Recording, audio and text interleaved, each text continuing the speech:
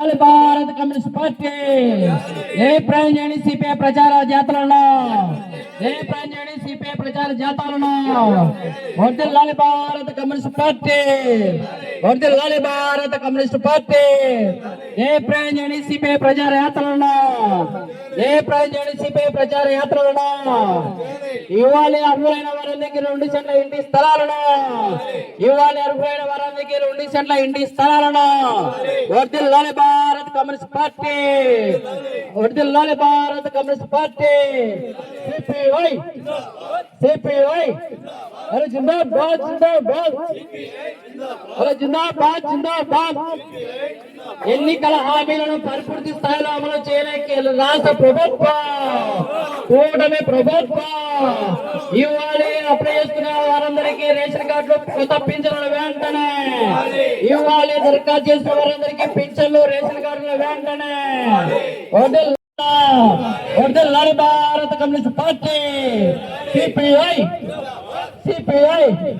ఇవ్వాలి అర్హులైన వారందరికీ 2 సెంట్ల ఇంటి స్థలాలు కడప నగరంలో అర్హులైన వారందరికీ 2 సెంట్ల ఇంటి స్థలాలు ఇవ్వాలి అర్హులైన వారందరికీ 2 సెంట్ల ఇంటి స్థలాలు 18 ఏళ్ల నుంచి 59 ఏళ్ల వరకు మహిళలకు ఆడబిడ్డ నిధి కింద 1500 రూపాయలను నెలకు 1500 రూపాయలను ఇవ్వాలి ఎన్నికల హామీ మేరకు 1500 రూపాయలు ఆడబిడ్డ నిధి కింద ఇవ్వాలి ఆడబిడ్డ నిధి 1500 వెంటనే అమలు చేయాలి ఆడబిడ్డ ఈ నెల 6వ తేదీ నుంచి 15వ తేదీ వరకు దేశవ్యాప్తంగా జరుపుతున్న పాదయాత్రలను ప్రజా చైతన్య యాత్రలను వర్ధిల్లాలి భారత కమ్యూనిస్ట్ పార్టీ సిపిఐ మతోన్మాదాన్ని పెంచిపోతున్న ఎన్డీఏ ప్రభుత్వం వర్ధిల్లాలి భారత కమ్యూనిస్ట్ పార్టీ సిపిఐ చేస్తా ఉన్నాం.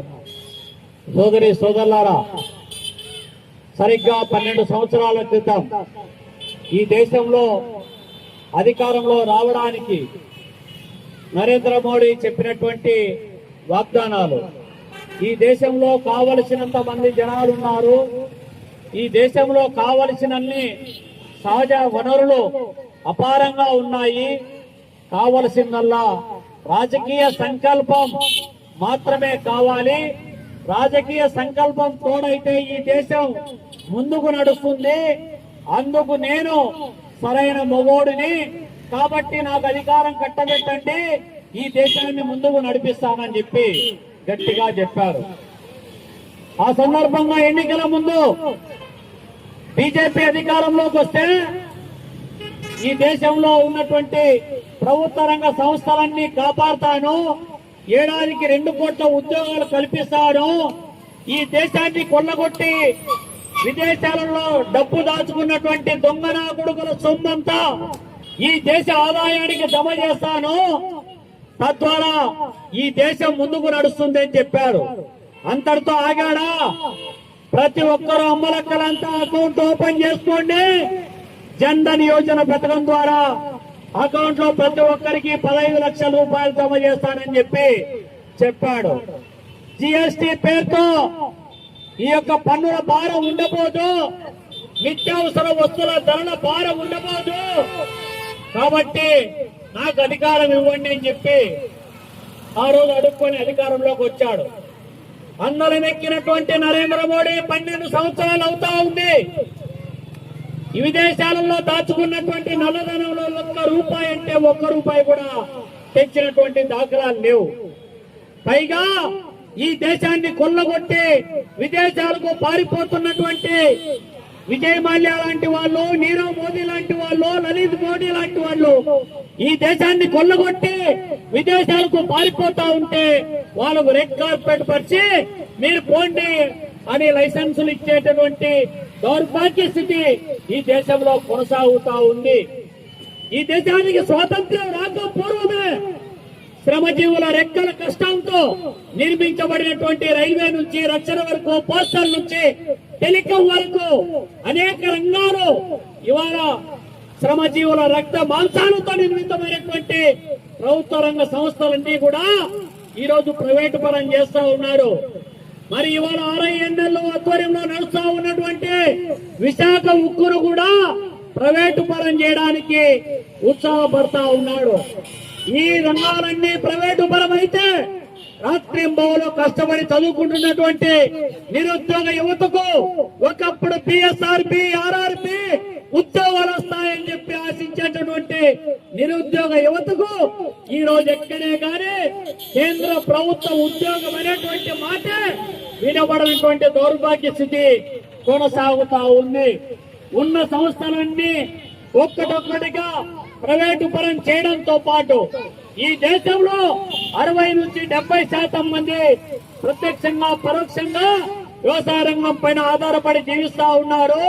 వ్యవసాయ రంగంలో పెట్టుబడి భారం పెరిగిపోతా ఉంది. వ్యవసాయ రంగంలో విత్తనాలు, ఎరువులు, పురుగు మందుల భారం రైతుకు మోయలేనంత భారం పెరిగిపోతా ఉంది. తీరా పంట చేతికి వస్తే ఆ పంటను అమ్మడానికి పోతే గిట్టుబాటు ధర లేక పెట్టుబడి భారానికి వచ్చే ఆదాయానికి పొంతన లేక ఏడాదికేడాది అప్పుల భారం పెరిగిపోతా ఉంది. ఈ అప్పుల భారం నుంచి మమ్మల్ని విముక్తులు చేయండి అని చెప్పి రైతాంగం ఒక పక్క పోరాటం చేస్తా ఉంది. కనీస మద్దతు ధరకు చట్టబద్ధత కల్పించమని రైతాంగం కోరుతా ఉంటే ఈ సమస్యల్లో పరిష్కరించడానికి చేతగానటువంటి దత్తమ్మ ప్రధాని నరేంద్ర మోడీ ఏకంగా వ్యవసాయ రంగాన్ని కార్పొరేట్ కంపెనీలకు కట్టబెట్టడానికి రైతులతో వ్యాపారస్తుల ఒప్పందాలు, స్వేచ్ఛ వాణిజ్యం, నిత్యావసర వస్తువుల చట్ట సవరణ పేరుతో ఇటు రైతులను అటు వినియోగదారులను 2 రూపాలలో దోపిడీ చేయడానికి సాగు చట్టాలు తెచ్చాడు. ఆ సాగు చట్టాలకు వ్యతిరేకంగా ఢిల్లీ కేంద్రంగా చేసుకుని రైతాంగం 365 రోజుల పాటు ఆందోళన చేసి తాత్కాలికంగా వాటిని ఉపసంహరించుకునే విధంగా పోరాటం చేశారు. అంతతో ఆగాడా? ఈ దేశంలో రైల్వే ఆస్తుల తర్వాత వక్ఫ్ బోర్డు ప్రాపర్టీస్ ఈ దేశంలో అధికంగా ఉన్నాయని చెప్పి వాటిని ఏదో ఒక రూపంలో వాటిని కాజేయాలనేటువంటి ఆలోచనతోటి వక్ఫ్ బోర్డు చట్ట సవరణ పేరుతో ముస్లింయేతరులను ఆ కమిటీలలో పెట్టి కార్పొరేట్ కంపెనీలకు ఆస్తులను తెగనమ్మడానికి కావలసినటువంటి కార్యాచరణ ప్రకటిస్తా ఉన్నారు. ఈ దేశంలో విద్యార్థులు ఇవాళ పోరాటం చేస్తా ఉన్నారు. నిరుద్యోగ యువత పోరాటం చేస్తా ఉన్నారు. రైతాంగం పోరాటం చేస్తా ఉన్నారు. నిరుద్యోగ యువతులతో పాటు ఇవాళ దళితులు, మైనారిటీలు, మహిళలు, అన్ని వర్గాల ప్రజలు ఇవాళ వీధుల్లోకి వచ్చి పోరాటం చేస్తా ఉన్నారు. నిత్యావసర వస్తువుల ధరలు అమాంతం ఆకాశాన్ని అంటుతా ఉన్నాయని, పెట్రోల్ డీజిల్ ధరలు ఆకాశాన్ని అంటుతా ఉన్నాయని, ఈ ప్రజా సమస్యలు పరిష్కారం చేయాలని చెప్పి ప్రజానికం పోరాటం చేస్తా ఉంటే ప్రజా సమస్యలు పరిష్కారం చేయడానికి చేతగానటువంటి కేంద్ర ప్రభుత్వం ఇవాళ అనేక రకాలైనటువంటి సిఐఏ, ఎన్ఆర్సీ, ఎన్పిఆర్ పేరుతో ఇవాళ ముస్లిం మైనారిటీల పైన గొంతు మీద కత్తి పెట్టి వీళ్ళు పౌరసత్వం నిరూపించుకోవాలని చెప్పి వాళ్ళ మీద ఒక చట్టం తీసుకొచ్చింది. అంతటితో ఆగుతా ఉందా?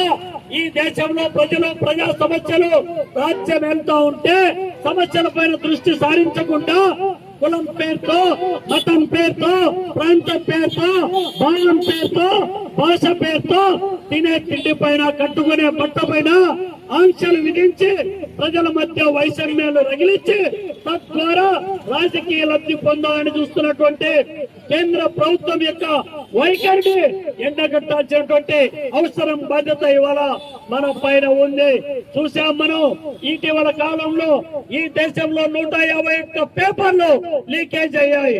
అందులో ప్రతిష్టాత్మకంగా జరగాల్సినటువంటి దాదాపు దేశంలో 50 లక్షల పైచలకు విద్యార్థులు నీట్ ఎగ్జామ్ కు ప్రిపేర్ అవుతా ఉంటే రాత్రింబౌలు లక్షలు పోసి ఇవాళ కోచింగ్లు తీసుకుంటా ఉంటే ఆ విద్యార్థుల భవిష్యత్తును కాపాడాల్సినటువంటి నేషనల్ టెస్ట్ ఏజెన్సీ ఇవాళ అక్రమాలకు, అవినీతికి అడ్డగా మారిపోయినటువంటి పరిస్థితిని మనం చూసాం.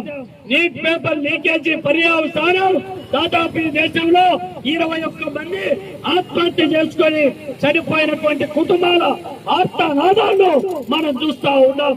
అయినా కూడా కేంద్ర ప్రభుత్వం ఒక్క ఇసుమంత కూడా ఆలోచన చేయకపోతే ఇవాళ జంజీ నేతృత్వంలో దేశవ్యాప్తంగా ఉన్నటువంటి విద్యార్థి లోకం పెద్ద ఎత్తున పోరాటం చేస్తే ఢిల్లీ కేంద్రంగా చేసుకుని ప్రశాంతంగా శాంతియుతంగా పోరాటం చేస్తా ఉంటే ఢిల్లీ పోలీసులను ఉసిగొల్పి విద్యార్థుల పైన లాఠీ చార్జీ చేసి వాళ్ళను కొట్టి తిట్టి కిందే తొక్కి గొంతు నిలిపి అనేక రూపాలలో దాడి చేసినటువంటి ఘటనను మనం చూసాం. చివరకు అమ్మాయిలను వివస్త్రాలను చేసి బట్టలోడు తీసి కొడతా ఉంటే భారతదేశంలో ఉన్నటువంటి మానవత్వం కలిగిన ప్రతి మనిషి స్పందించారు.